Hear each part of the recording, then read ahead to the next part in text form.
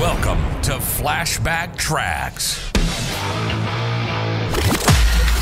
Travel back in time each Friday to an era of big hair, leg warmers, and Walkmans.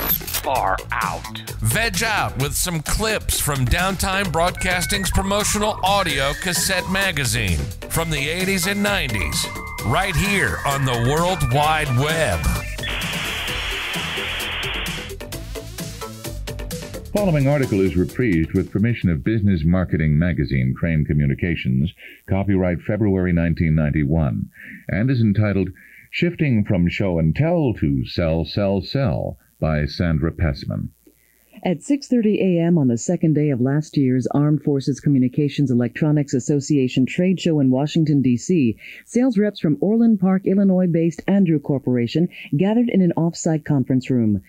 They discussed leads they had picked up the day before for their telecommunications products and planned strategies for closing those deals before the show ended. Then one rep mentioned the name of a Washington friend who had been stopping by the booth each day. Hearing the name, another Andrew salesman jumped from his chair shouting, "You know him? I've been trying to see that guy for a year." The first salesman answered, "Come down to the booth with me today and I'll introduce you. We can have lunch together." That exchange typifies the benefits of trade show war rooms advocated by Alan Konopaki, president of Chicago-based trade show consultant Incom International.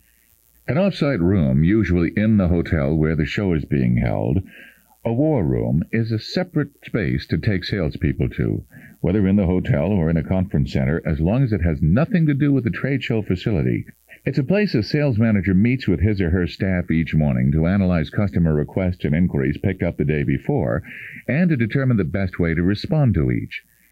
Immediate action may include sealing the deal that day, setting up a date to meet later, or making arrangements to follow up with more information regarding the company's products. The war room technique is indicative of a change in approach throughout the trade show industry from a show and tell to a sell mentality. Until recently, most exhibitors felt customers were not ready to buy at a show. Notes Jane Lorimer, president of the Denver-based Trade Show Bureau. "We as trade show managers have always said these shows create actual sales, but corporations have always looked at them strictly as public relations tools, a place to show your product, then go to dinner. The Bureau has been trying to encourage exhibitors to take a serious look at what can be achieved through strong sales participation as opposed to treating a show as an annual party." They're finally beginning to understand this, and I'm sure the tighter money in the marketplace helped, Ms. Lorimer says. Says John Connellan, president of Chicago-based Executive Technique, which provides a trade show sales training program, the high cost of the shows is forcing companies to start selling there. I know one company that budgeted $2.5 million for last year's 9-day International Machine Tool Show in Chicago. They had to justify that expense. Mr. Konopaki contends that a war room helps do that. When you respond to customer inquiries immediately right there from the showroom floor, you're literally able to triple sales effectiveness, he says. The mindset of most exhibitors still is that the customer's not ready to buy at a show. In fact, at some medical shows, exhibitors are not allowed to close sales on the floor. But our research tells us customers are extremely pressed for time, more knowledgeable, and they are shopping.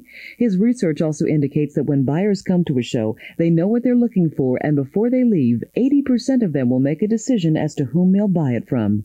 The driving force is simply this. People can't wait for salespeople to respond 2 or 3 weeks after the show, Mr. Konopaki adds.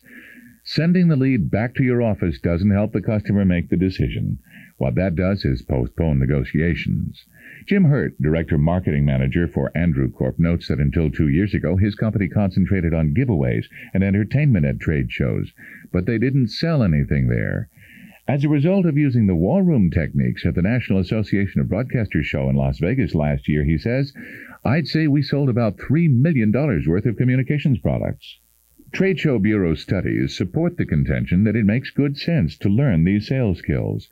Figures from the Bureau studies show that 86% of those attending shows have buying influence, 90% of them buy within 9 months, and 91% plan to buy within 12 months. Although other trade show sales consultants don't call their off-site meeting centers war rooms, several of them, including Mr. Connellan and Mark Goldberg, president of Oklahoma-based MarkTech, offer somewhat similar concepts.